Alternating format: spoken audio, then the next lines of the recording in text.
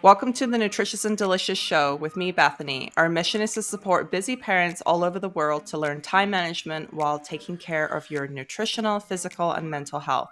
After all, a healthy family starts with a healthy parent. So I'm really excited today. We have Denise here, and it's the beginning of the year. And so I'm really excited because this has been our number one topic that moms wanted to talk about. And Denise is a personal trainer who specializes in prenatal and postpartum fitness and recovery. She is part of a team of coaches that helps women recover from the traumas of labor through proper breath work, posture and alignment, and finally, strength training. So, welcome, Denise. Thank you. I'm excited to be here. Yeah, so like I said, our viewers are mainly moms, and this has been something that I've asked the moms about because, I wanted to kind of poll the audience and find out what was going on with a lot of moms. And this was the number one topic. And this is actually where we have today the topic of pelvic floor rehabilitation for moms. So I actually wanted to talk to you here and dive in and ask you kind of how you actually first got started as a pelvic floor strength training coach. And maybe if you can kind of share like a personal story with us here and just kind of let us know how you got going basically. Oh, of course. So I had been a personal trainer for 6 years previous, and then my husband and I decided that we wanted to start a family a few years back. And knowing that I wanted to have a healthy pregnancy and well, as healthy as and easy as possible, I wanted to do it safely. So I went and I got my certification in prenatal and postpartum training and recovery and core confidence. And so it did help a lot going into it. And a lot of my other friends got pregnant at the same time. So I was able to help through their pregnancies, which was really nice. And honestly, it was the best thing I could have done because I ended up with a very significant diastasis separation, as well as a minor bladder prolapse. Yeah.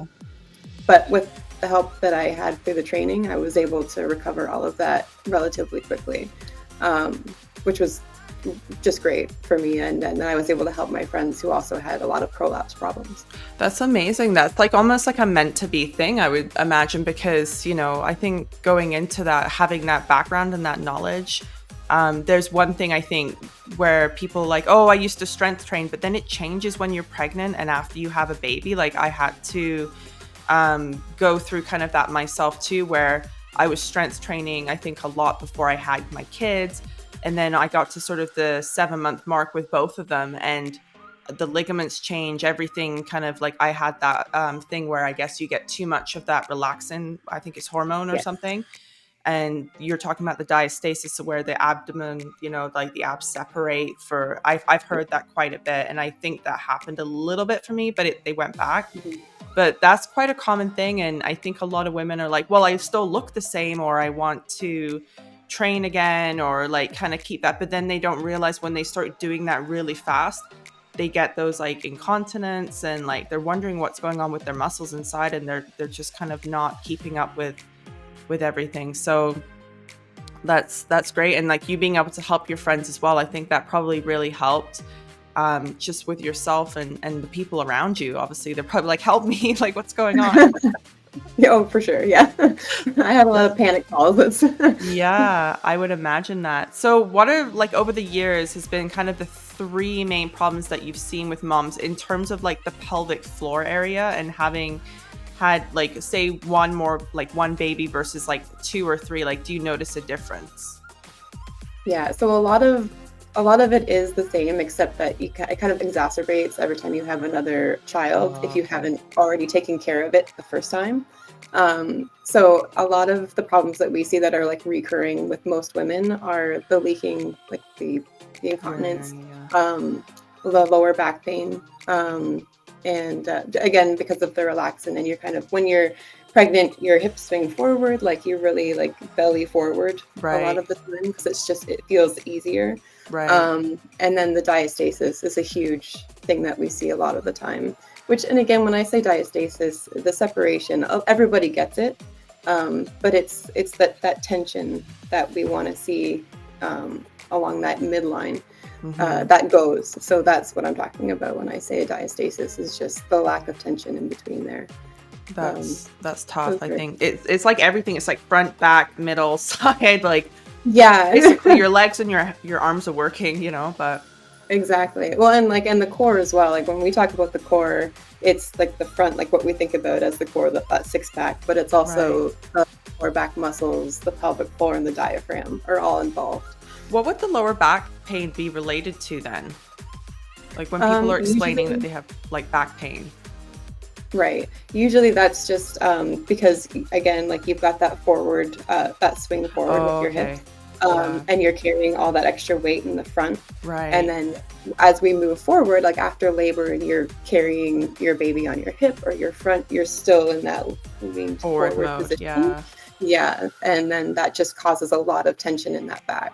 I guess you have to just basically see, like, I feel for like when it gets warm and stuff, like when you see pregnant women like walking down the street and they've got their hand on their back and they're sort of just like walking with this like barrel in front of them. You're like, oh, I feel for you, like, because it does. Hmm. It's sort of, your hips, everything, like your back, it hurts. And I think, would you say going into becoming pregnant, would you say like really work on like your back muscles in a sense to help sort of pull back, because there is so much weight at the front, like you're almost like that tipping over and you're kind of overcompensating by doing like a lean back kind of thing, right?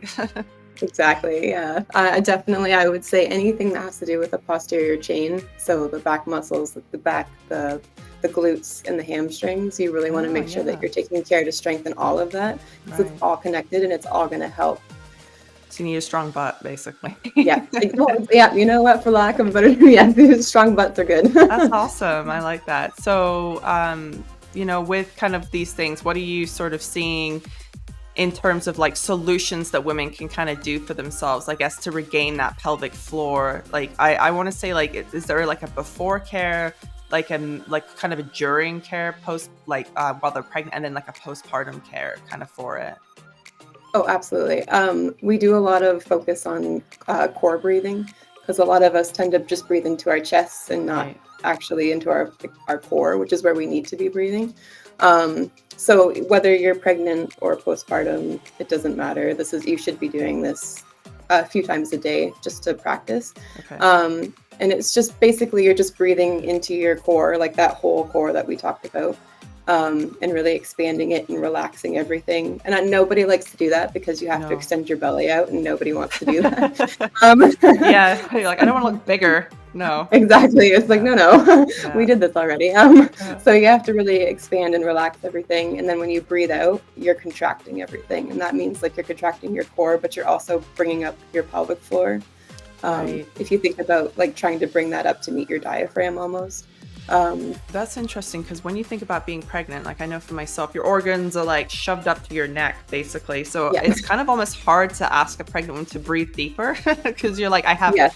no room in my lungs. And you're almost like, I noticed it at the end for both myself, I was almost out of breath. Like I'm a very shallow breather myself. And, I think having yoga and things like that to practice it and remind myself helped. Like I definitely did like pregnancy yoga and swimming and things like that, and with my first, but I almost felt like I was out of breath. So I don't know, like, is that like a physical thing where like moms, their lung capacity is probably a lot smaller, or is there a kind of a way to sort of like extend that? Like I would imagine you might have to stand to sort of try and take in more breath. Yeah, definitely standing helps with that because Hmm. it kind of expands everything. Right. I know we don't usually recommend laying on your back for too long when you're Yeah. pregnant, especially when you're far along. But even if you just take a few minutes to lay down on your back with your knees up and do that kind of breathing that Right. way, it really helps expand everything out so you have Hmm. more room to breathe. That's a good But idea. you can also do it with like a shallow breath as well, just as long as you're getting it into your belly. Right. Yeah, and I guess practicing sort of the breathing is a good idea for labor if you want to go all natural. That's another Oh, thing. yeah, exactly. Yes, What definitely. what would you recommend sort of for moms in terms of like the back pain situation? Like if they're not able to sort of, I would say, strength train, Mhm. um what would you sort of say to moms that are struggling, I guess, with that feeling that like they're kind of not in their body and their hips are sort of, it feels like a sway. Like, I don't know if you remember that yourself, but like it felt like my bones weren't like connected, like my pelvis and all that was like out of alignment, and Mhm. everything was swaying around like spaghetti noodles. So Oh, yes. for me at that point, I remember like almost instinctively stopping the strength training at about 7 months because I felt that way. Like it felt like I could injure myself because it didn't feel like I was stable enough Mhm. within my body. So for moms that are kind of, I guess, near the end of that point or just coming out of postpartum and they still feel that jelly feeling of like, oh, this feels really insecure, are there kind of things at home or something softer that they can do to kind of bring that core and that back together a little bit? Absolutely. Again, I will say the core breathing does help a lot with that because Good. it is a contraction and release. So it's Right. basically you're doing a workout. But also we have a lot of release works that we suggest to women. So if you can find like a thicker cushion to put on the floor and then you lay it down, you lay back on it with the bottom of the cushion just along your bra line at the Okay. bottom, and then just try and relax into that and breathe into it because it's going to help you get into proper alignment, which is a big part of why people have back pain. Um, and I think it's focusing on figuring out your posture and alignment before moving into any kind of strength training, Right. whether it's gentle strength training or not, is super important. So we always do a release program before we put any strength training into a woman's life. Right. Um, Would they use kind of like their own body strength, I guess? Like see some women do like kind of like at home, like on the floor, like um I don't even know like what you could sort of do with a big pregnant belly, like when I'm thinking like yoga cat cow or something, right. or just trying to kind of get your spine in alignment, like sitting, and like I even find that was sort of a bit of a challenge It, at it points. is tough. Yeah, the cat cow is wonderful. Clamshells are a very What's gentle that? way to. Oh, clamshells, you lay on Yeah. your side, Oh. and then you have your knees at about a 90-degree angle, and you're just opening and closing your Oh, legs okay. like that. I see that. So, yeah, and it's just Interesting. a very gentle way to work on the outside of your hips and strengthen them, but in a very like gentle and non-aggressive way. Right.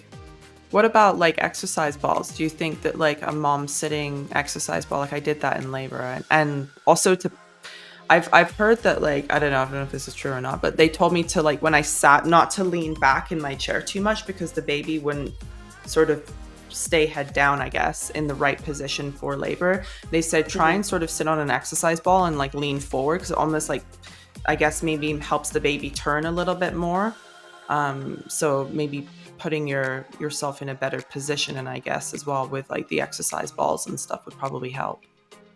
Oh, absolutely. Exercise balls are great. And you can even do like a march on them again if you're looking for a little bit of strength training. Just lifting one leg like half an inch off the floor and then going back and forth, doing like a small march on the ball is a great way to help strengthen those hips and again That, in a very gentle fashion. that's a great idea. Mhm. So is there anything else that you can sort of like give advice, I guess, for women that are like just finished having a baby and they're like, well, I'm not really at that 5-6 week mark yet where I can actually like kind of take the green light. And I think some women do kind of go like, okay, like I need to go and like work out right away. And then they Yeah. realize like as they're working out, or even if they just like sneeze, they like have urinary incontinence, and like some women go through like prolapse and things like that. And they're like, but like my weight's down and like I feel like my body's back. Like, can you kind of walk us through a little bit like what's happening with the body in terms of the pelvic area once like the babies come out, like, and how long is that recovery really going to last internally, I guess? Right. So it sounds like a really long time, but the body does take a full 2 years to Holy fully moly, recover internally. that is a long It doesn't time. mean that you can't get back to strength training. Like that's Right. completely fine as long as you do it in a very safe way. Yeah. Um, but it does take a full 2 years for everything to kind of like come back together. And depending on the aggressiveness of like the labor and like what happened, the trauma, Right. it can, give or take a little bit of time. Um, but yeah, it generally it takes about 2 years to fully heal. Um, That's insane. Like that sounds like I really know. like it sounds like I get it, because when you think about having your kids back to back, like my kids are 22 months apart, so I was like just on the verge kind of. But Right. I know people that have had kids like Irish twins, like really close together, Hmm. and then that's when I've seen like them have the prolapses and things like that. So it makes sense, because I think they did recommend when I had my first, like, oh, don't have your second until like your body's fully recovered. And Right. I've noticed that for people, like if they're the type of families where they're getting pregnant every year, I could imagine that it probably, like you said, just exaggerates what they've already had, and now your body's not recovered, and then the hormones are like starting all over again. And it must be that then. And if I think about it, like when you think about like, well, you're a healthy person and maybe young and whatever, and looking after yourself, why wouldn't the body be able to sort of like hold on another baby? Think about like right away, like when you get pregnant, your hormones are like skyrocketing again, and your ligaments and everything are all like, oh, we're back to this. Exactly. So that's, I guess, where like, is that, I guess when you talk to people, do you sort of see that like where there's moms that have had children back to back? A lot of times, yes. Oh, interesting. Because it is a tendency. Because I think that people want to have kids close in age a lot of the time. Hmm. So they have someone to play with, Yeah. or just to get it out of the way. It's, Right. but like I do, it's a lot of moms who we see have had multiple children very close together, and it's just they haven't recovered properly from the first one, so it's Right. like we talked about before, it just exacerbates. So it does take a little bit more time.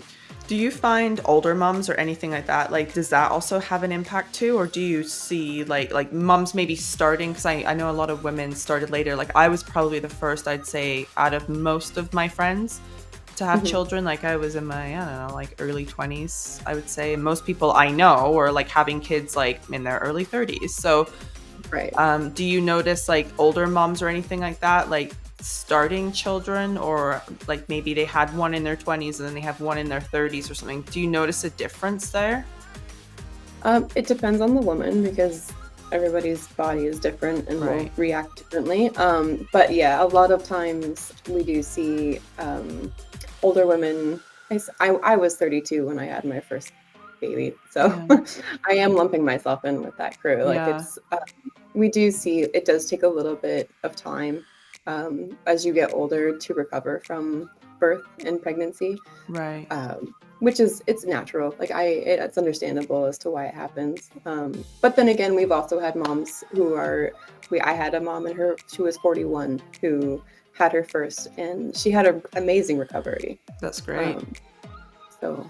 I guess it's maybe the health of sort of like the mom probably prior to as Mhm. well, and kind of how they're taking care. So what other advice would you give to moms, basically, say if they were going to have like another baby, like maybe they've just had their first and they've already experienced this like weakness in the pelvic area, and they're like, oh, I don't know if like my body can take this again. Like, what would you kind of recommend to them? I would definitely recommend seeing a pelvic floor physiotherapist. It's what I tell all of my clients Right. because I like to work in tandem with them. Um, I also, the actual practicing the core breathing 3 to 5 times a day for 2 to 5 minutes. Um, and then really honestly, like focusing on posture and alignment, like proper posture and alignment is Right. is going to be a game changer for how you deal postpartum. Because a lot of those problems come from how we hold ourselves during pregnancy. And even Mm-hmm. though it's uncomfortable and hard, it will help. So the quick way to think about it is you want your ears, your shoulders, your hips, your knees, and your ankles in alignment. So Right. if you can get those things in alignment, then that's where you want to be. Because a lot of us, when we say, "Oh, show me your proper posture," people hyperextend their Let's backs, so try and they've got stand. huge feet. Exactly, yeah. Like they've got their chest way up, their Yeah. back laid out. But that's not what we want to see. We just want to have like a nice soft posture. That's Right. um, yeah. It's almost like So you have to kind of talk to them as if like just like have a conversation with me, and you'll kind of just see them like lean to the side or something, and they're probably more dominant on one side as well. Like I know some people put their foot forward or something, or lean back, so it's almost like maybe there's possibly like weakness at the front or the back or something, and they're overcompensating for it, right? So Absolutely. that's great. So thank you. I appreciate this. So thank you for coming on to the Nutritious and Oh, Delicious podcast and it was a helping pleasure. these, yeah, and helping these moms with these areas, because like I said, there's a lot of women out there that are kind of unsure about like having a second or a third, maybe just because of maybe the experience they've gone through, and they feel weak in that area, like, or they've got damage in their back or their front, or incontinence or things like that. So it's good to know that there's like resources out there to help these Absolutely. women. So how can moms actually connect with you, Denise? Oh, we have a website, which is pelvicfloorsecrets.ca. And we also have a free Facebook group, which is, again, you can just Google or look it up on Facebook under Pelvic Floor Secrets. And there's a ton of information there. And we host live Q&As and live information sessions every Tuesday. So there's just like, it's a plethora of free knowledge. And then if you want more, we can talk more about actual strength training programs and we make them available for anybody. So whatever your health is at a certain point, we make it work to help That's you have the amazing. easiest transition. Yeah. That's good. Are you guys kind of working like in a clinic, or are you able to kind of help people online as well right now? We're fully online. Okay, So good. we're working with people all over the world right now. I love it. So I'll leave all the website and Facebook group and stuff like that link for everybody in the description. So I really appreciate you coming on today. And yeah, thanks so much for coming on. Thanks for having me.